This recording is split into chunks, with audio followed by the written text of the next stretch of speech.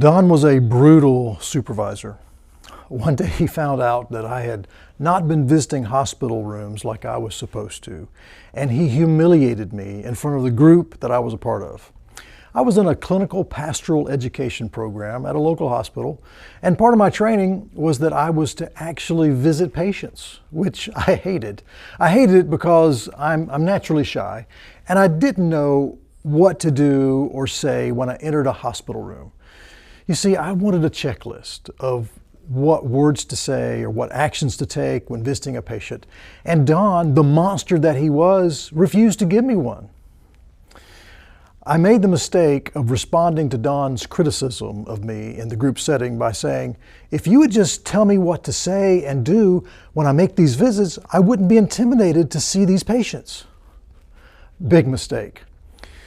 With a sardonic grin, Don responded back, Stan, do you know what your problem is? You are all form and no substance. You want a checklist that you can go through. You want to walk into a room and take out your little plastic Jesus, put him on the tray table, let him do a little dance, and then say your memorized little prayer and then leave.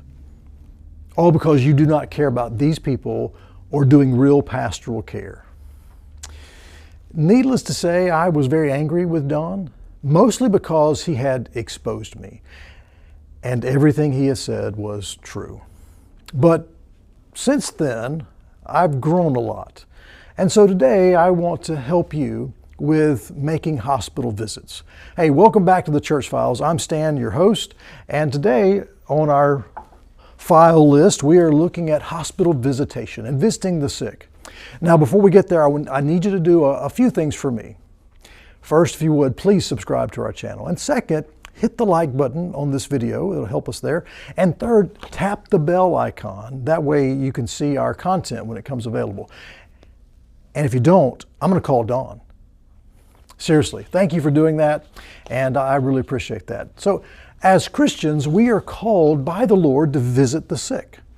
Today's episode is both for those who are in the ministry, as called by the Lord to serve the church, and for believers who just want to be better at visiting people in the hospital.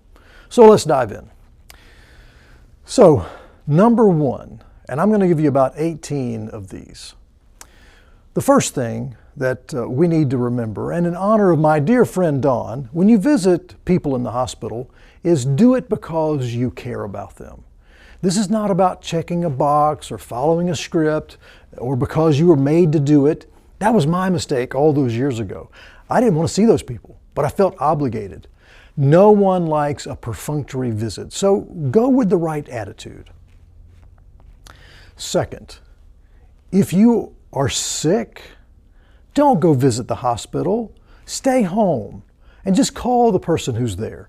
The last thing they need is for your illness to be on top of what they're dealing with. So just be courteous, and if you're sick, don't go. Number three, go at appropriate times. In other words, if you're an early riser, great. But don't go see someone in the hospital at 5 a.m. It's hard enough to get rest in a hospital as it is without some insomniac coming to see you before the sun rises. So just go at a decent hour. Fourth, wash your hands. You should do this before entering a room and after you leave. And this says to the patient that you care about their health, and to the staff that you respect their work, and you also respect the hospital procedures. It's very easy. If you walk into any hospital, all along the corridors, there are going to be all these dispensers for hand sanitizer. Use those. If there's a sink there, I'm sure the staff wouldn't mind you washing your hands there. This is a really good thing to do, and you should do it every time you go to the hospital, before you go in the room and when you leave. And that will really help to reduce infections, and it'll be a good thing for people to see you doing. It'll be very positive. Fifth, knock before you enter a room. Now, you should knock for several reasons. First, it's the patient's room, and you should show respect for their privacy and personal space. People are in the hospital because they've lost control over their body. Something has gone wrong, and this leaves them feeling helpless and disoriented. They're told what to wear, when to get up, when to sleep, what to take, where they're going to be going next, what's going to be done to them. And so this out of control feeling just grows and grows. When you knock on their door, then you are in a small way giving them back control over their life. And this helps them to feel better about what they're going through. And so it's a very positive thing that you should do that. Second, you should knock because it might be a bad time for you to walk in the door.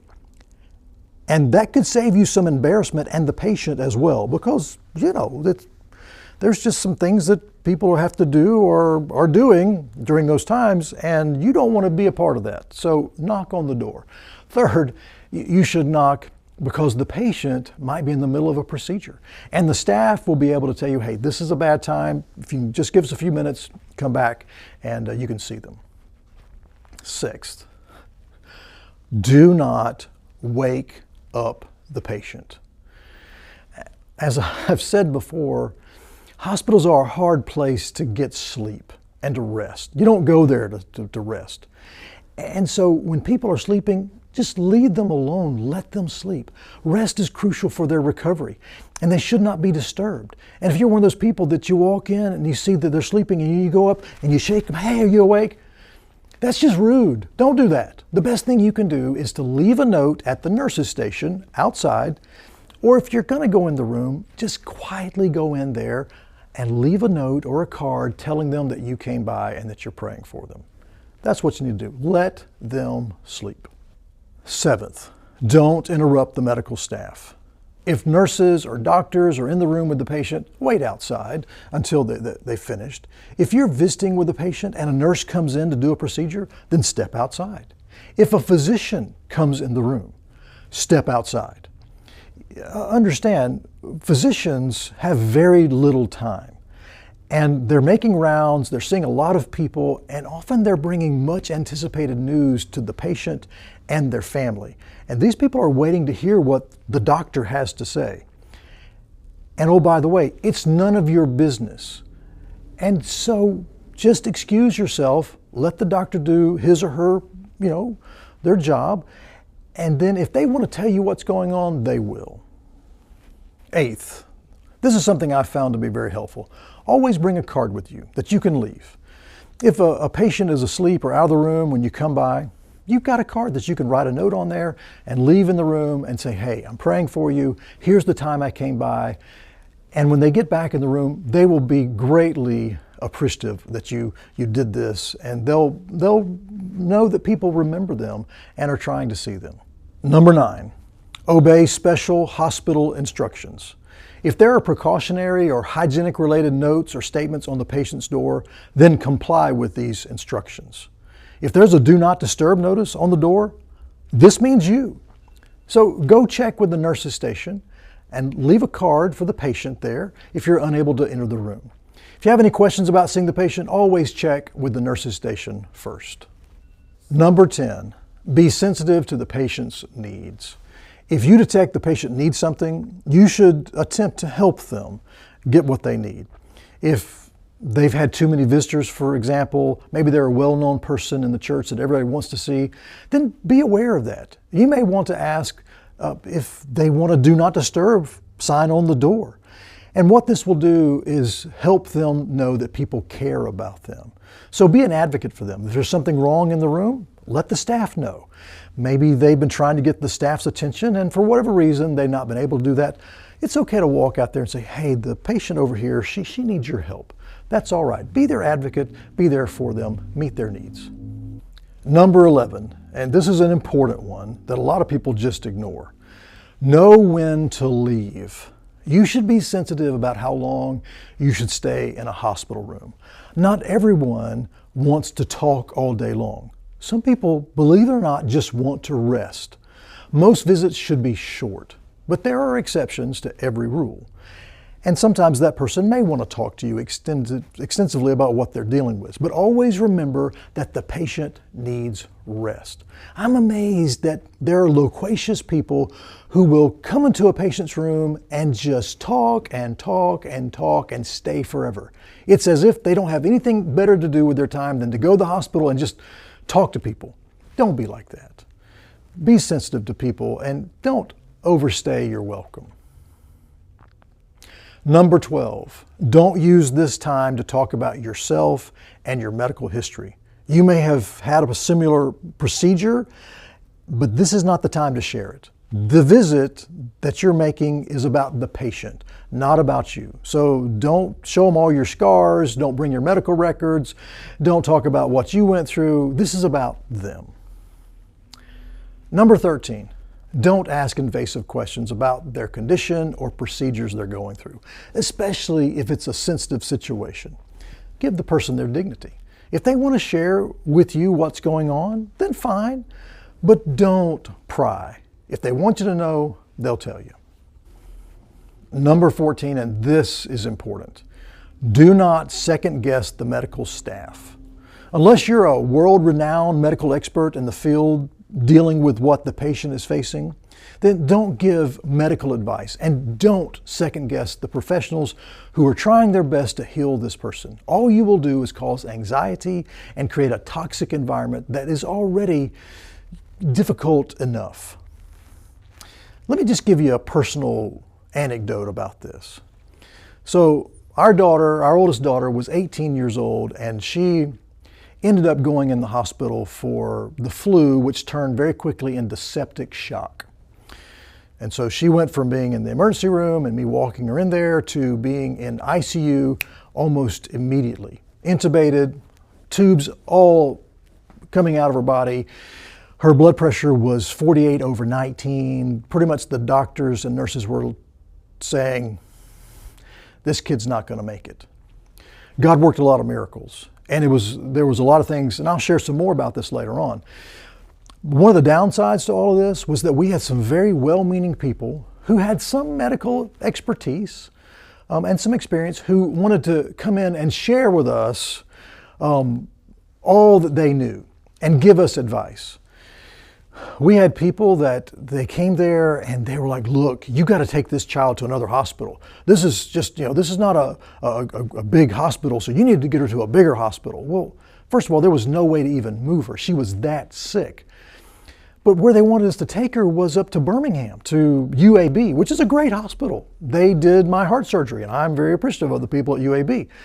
But we could not take her 5 hours up the road to this hospital. And so these people, some of them were relentless. You got to move this child. You got to get her out of here. You got to take her over to this hospital. They've got an ECMO machine and all this stuff. And it was really, really disheartening and irritating. And it just cascaded on top of all that we were dealing with.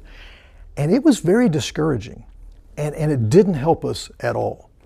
I've moved past my anger toward those people because they were just trying to help. I understand that. But I really wish they'd have not come in there and tried to, get us to do what they wanted done. I did have one lady who gave me some counsel, and I appreciated that. She called me from Birmingham, and I had known her from years past, and she said, Stan, I've heard about what your daughter's going through, and I want to just help you here. She said, my son 2 years ago had the same thing. He got the flu, he went into sepsis, septic shock, he was in the hospital. She said, what you're facing is not going to be over in a couple of days. Now at that point in time, we were like 2 days into this, and I'm thinking, well, she'll be going home soon. She said, we were in the hospital, at Children's Hospital at UAB for 3 months with our son. He was a senior in high school. He was a football player. I mean, this is a big dude. And he went into septic shock. She said, he still deals with stuff even today. She said, I'm not trying to scare you, but I just want you to know what you're going to be facing. And that this is going to be a marathon and not a sprint. I didn't want to hear those words, but what Celia told me was so true and really helped me to have a good perspective of what we were facing. And I appreciated that counsel. She didn't tell me what to do. She didn't say you ought to give her this kind of medicine or they ought to be doing this procedure. You ought to get her up to this hospital. No, she just wanted me to know, look, you got some hard days coming. And that really helped me and was a true blessing.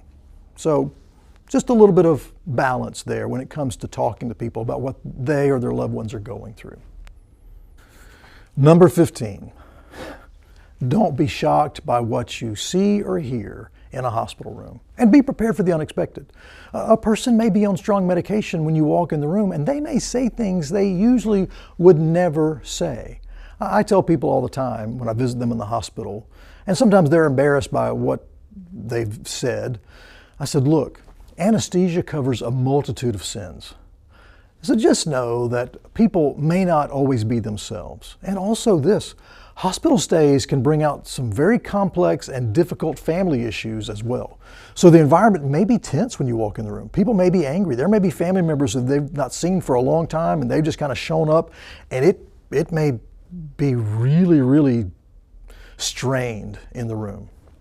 Just be prepared that things may not just be normal when you go into a hospital room. Number 16, don't speak for God or make promises that may not be His will.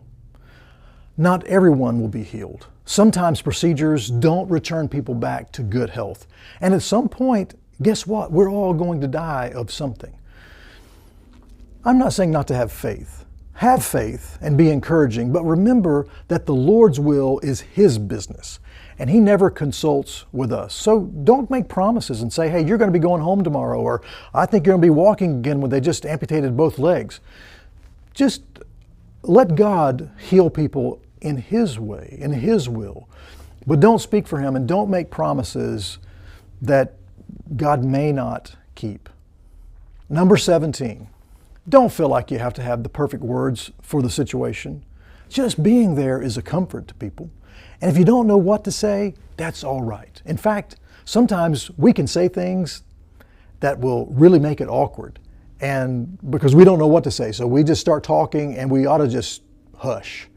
So it's okay to go in, to sit quietly and not say a whole lot. There's nothing wrong with that. In fact, those people may just appreciate someone who just comes to be with them for a little bit, prays, and then leaves. That's all right. Now, the last of the advice, and then we're going to move into some counsel for those who are in the hospital. Number 18 is this: pray. Always pray. And always ask permission to pray before you leave. So, you may be praying silently, you may be seeking the Lord while you're talking to them, but before you leave, ask if you can pray with them. That's a good thing to do. And don't be surprised if at times somebody may say, no, I don't want you to pray. People may be angry and mad, maybe mad at God. I remember the first time that happened to me. I was visiting a man in the hospital, and I was getting ready to leave, and I said, sir, can I pray for you? And he said, no, I don't want you to pray for me. And I didn't know what to do. I was speechless. And so I said, well, okay, well, goodbye. And I just walked out. I'm a little bit more seasoned now, and I could probably handle it better. But just be aware, sometimes people may not want you to pray. Okay, let's shift gears a little bit. Now, let me address the issue of when you are in the hospital. First, you or your family, if you're not able to do this, are obligated to let someone know that you're in the hospital. Now maybe you're saying, well, what do you mean obligated? Well, if you're a Christian, then according to Scripture, James 5:14, which says, is any among you sick? Let him call for the elders of the church and let them pray over him. Let him call, which that says that you're to make a call. You're to let people know. And if you're sick, then according to Scripture, as a Christian, you need to let people know that. Because if you don't, you're only doing it because of some sinful reasons. One, you're just too proud. You just don't want people to know. And I don't need anybody to come up here and see me and pray for me. Or two, you just don't want to bother people. My grandmother was like this. She'd be sick and she'd be like, I don't want to tell anybody. I don't want to be a bother. Don't be like that. Or three, you may just assume that everybody knows you're in the hospital when they don't.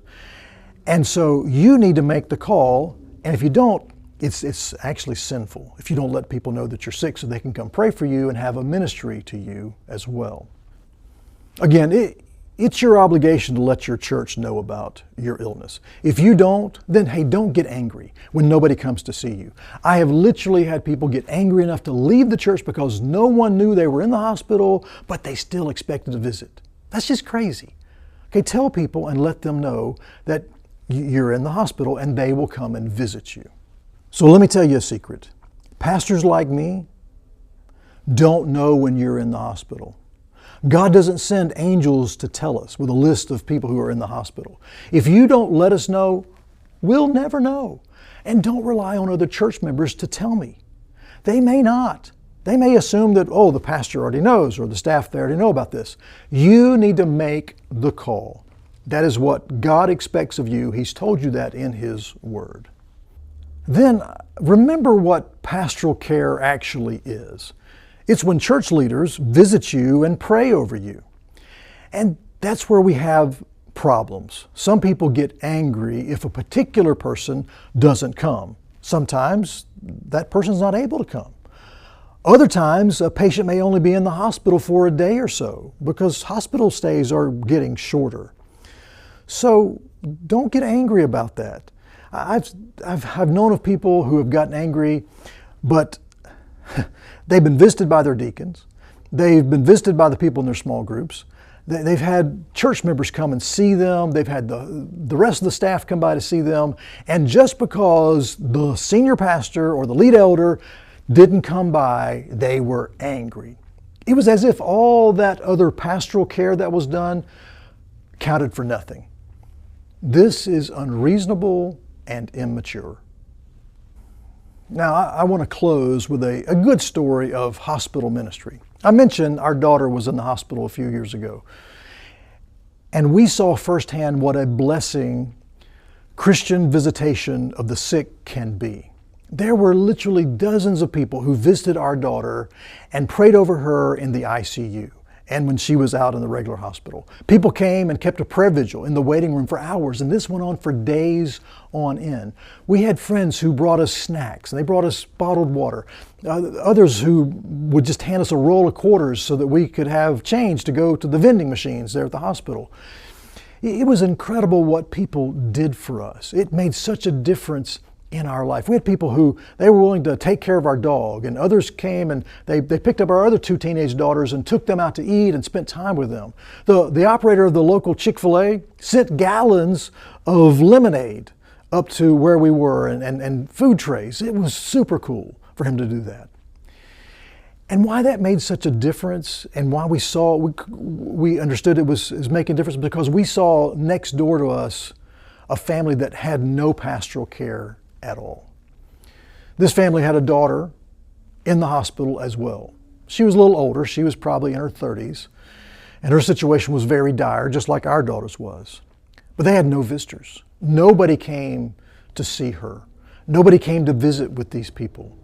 They had nobody that took care of them. Nobody brought them food. Nobody brought them, gallons of lemonade.